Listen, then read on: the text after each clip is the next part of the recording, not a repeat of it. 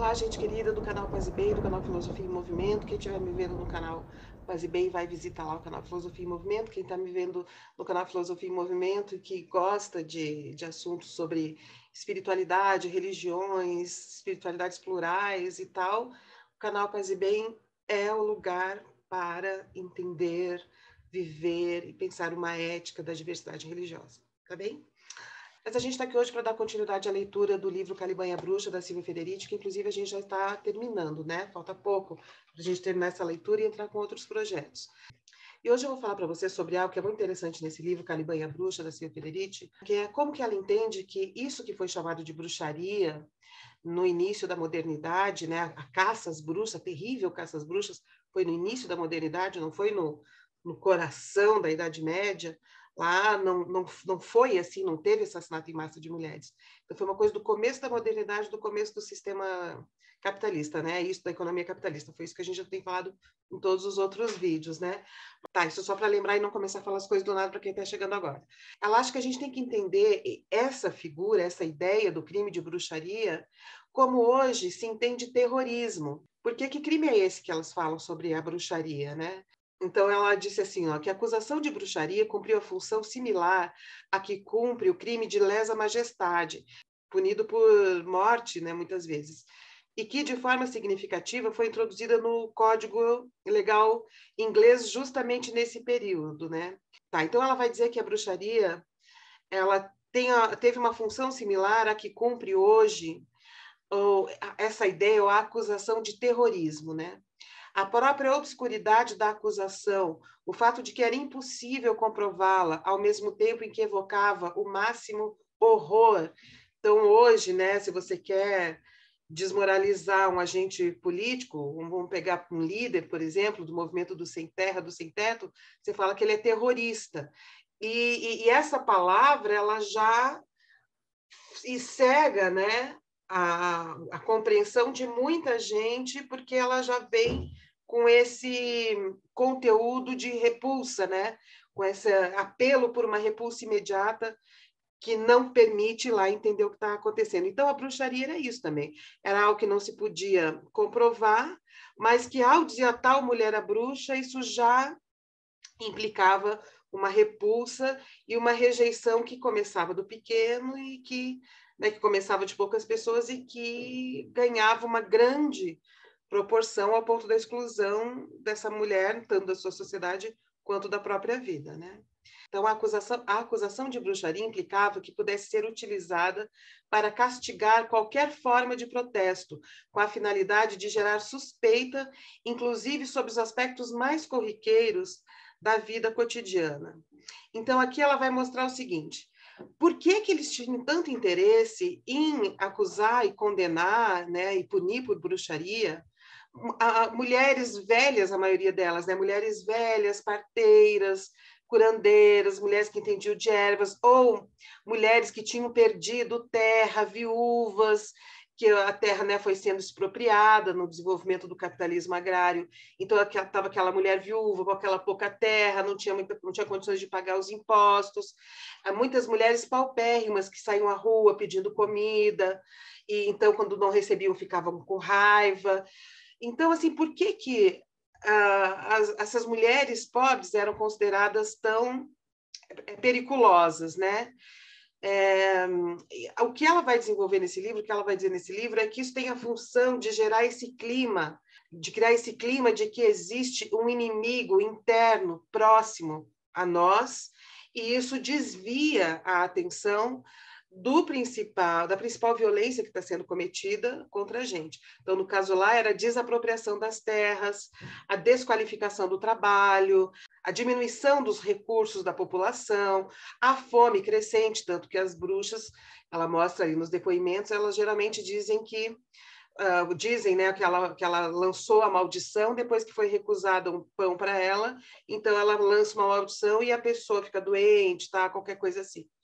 Então, se aproveitar da miséria, né, e especialmente as mulheres, né, como alvo do ataque, dispersava a atenção dessas mudanças na economia, na vida social, na vida econômica, no modo de subsistência das pessoas, para um outro inimigo, esse inimigo fantasmagórico, esse inimigo fantasioso, né?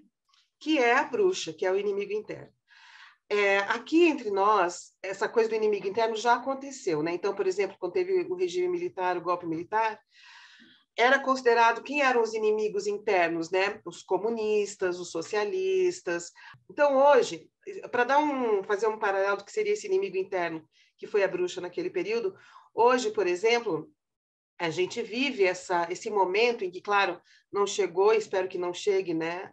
Ao ponto em que as mulheres do século XVI e XVII chegaram de serem exterminadas em massa, né? Espero que isso não chegue hoje, nem para homens, nem para as mulheres, nem para os homens. Mas a gente vê a mesma estratégia de criar rupturas nas relações sociais entre as pessoas da mesma classe. Então, o inimigo interno a gente viu sendo construído ao longo de, no mínimo, 10 anos, mas eu vejo isso acontecendo há mais tempo, que é o petista é um inimigo interno, ele é associado com a questão demoníaca, tanto pelos olavistas, né, quanto por algumas vertentes, felizmente não todas, do meio protestante, né? Pela feminista, que também é associada a um aspecto demoníaco, pelos artistas, que também são associados a uma depravação, degeneração demoníaca.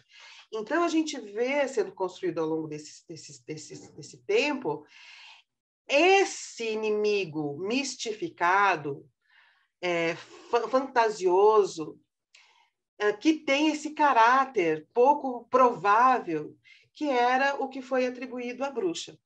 E o comunista também, né? O comunista. Também hoje, né, se usa dessa figura para criar essa ruptura social, para impedir que dois trabalhadores dentro de um Uber, se entendam, né, enquanto uma mesma classe que precisa ser defendida, precisa ser protegida, e passam a ser inimigos porque tem ali um demônio feminístico, vamos dizer, dentro daquela, e outro não, outro é da família tradicional. Então, esse tipo de racha, né, equivale ao que foi feito com a bruxa.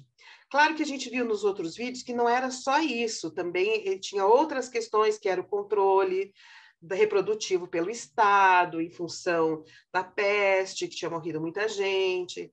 Enfim, tem outras coisas envolvidas. E essas outras coisas já estão nos outros vídeos, né? Mas hoje eu queria falar desse aspecto da bruxa como a inimiga interna, porque a gente pode fazer esse paralelo com o que nós vivemos hoje.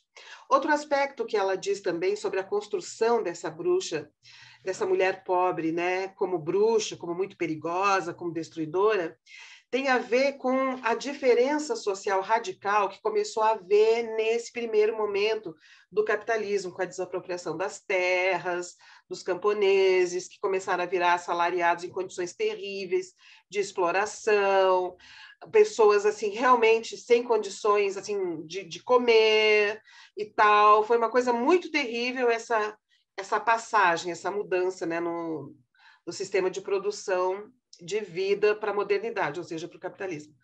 Então, ela fala no livro, né, que possivelmente muitas dessas pessoas pobres, quando pediam comida, ou pediam vinho, ou pediam leite, ou pediam, sei lá, lenha, qualquer coisa que pudesse ajudar, e não eram ajudadas, que elas, claro, possivelmente ficavam com raiva mesmo, enfim, xingavam e tal.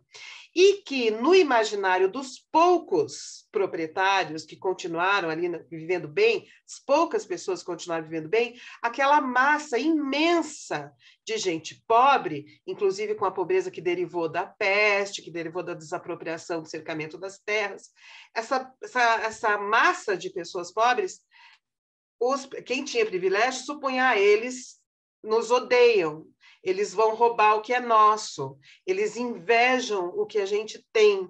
Então, essa coisa de cercar, proteger o que é meu, não deixar que o pobre roube, isso é uma coisa que a gente ouve hoje em dia, né? essa ideia de que a revolta do pobre, a dificuldade dos pobres é uma questão de inveja do rico, que os pobres têm inveja de quem tem sucesso, tá? Que é um discurso todo que oculta, que impede de ver as relações sociais reais que estão excluindo algumas pessoas do acesso aos bens, né? Ao modo de vida com dignidade, né?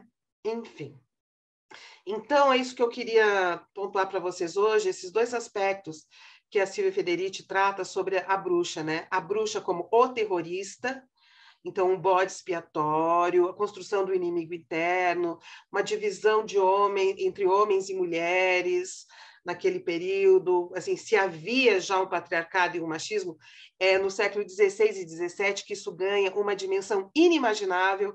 Inclusive, ela comenta, né, estranho como pouco se fala do que foram 2 séculos de perseguição contra as mulheres, uma perseguição terrível, até que no final desse processo a mulher, então, é concebida como um ser frágil, dependente de um homem cujo trabalho não deve ser assalariado, porque o marido passa a ser dela o patrão, né? Mas ela não, mas essa relação ela faz um trabalho voluntário, gratuitamente, deve ser protegida no interior da casa, né? Então, tá, fiz uma deriva agora, né? Fiz uma deriva, mas assim, essa coisa das duas coisas, inimigo interno, que é uma coisa que a gente sente hoje, né, gente? Olha, professores viraram inimigo interno, professor que faz política na sala de aula, a feminista, o LGBT que vai destruir a família, quer dizer, e tudo, de fato, no discurso de algumas pessoas que estão defendendo esse sistema do salve-se quem puder do neoliberalismo, associam essas outras formas de vida e modos de ver e formas de resistência a, de fato, caráter demoníaco, que é o caso do guru do presidente que morreu há pouco tempo. Ele falava claramente, teoria comunista é uma teoria demoníaca. Tum. Então, na hora que chega nesse nível de fantasia, o que é que os seguidores, os crentes podem fazer com relação à bruxa se não fugir e desejar que ela seja exterminada? Então, é esse tipo de discurso que vem sendo construído ali onde a gente não conhece, no folhetinho que vai pelo WhatsApp que a gente não frequenta, em determinadas igrejas espalhadas por aí que a gente não sabe que elas existem, né? A gente não vê, e que está se propagando. Então é preciso tomar muito cuidado, prestar muita atenção, não esquecer que isso aconteceu. O que é o inimigo interno, então? É aquela pessoa que perde os direitos de cidadania. Exemplo muito claro para vocês. Quando eles se dizem cidadãos de bem, isso significa que nós não somos cidadãos de bem. Mas não é só que a gente não é cidadão de bem, nós não somos cidadãos, porque eles são pelo Brasil, nós não somos pelo Brasil.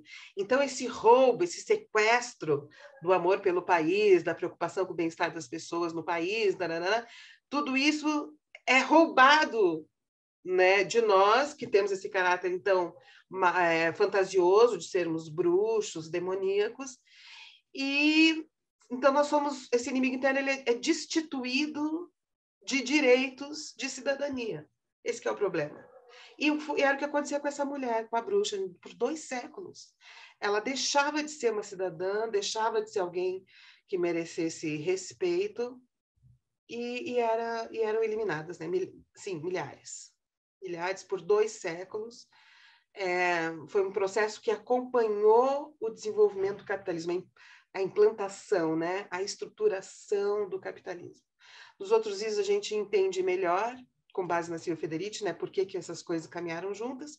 Hoje eu queria deixar esse recado, e também essa coisa da inveja do pobre, né? Então essa inveja faz com que ele tenha poderes maléficos, e aí se esquece do poder de exploração, né? E do poder social e econômico que produz a exclusão, que produz a miséria, e que esse tipo de jogo, de mecanismo simbólico, foi aplicado lá na perseguição das mulheres, nesse período terrível do século XVI e XVII. Tá bem, gente? Começo do XVII, né?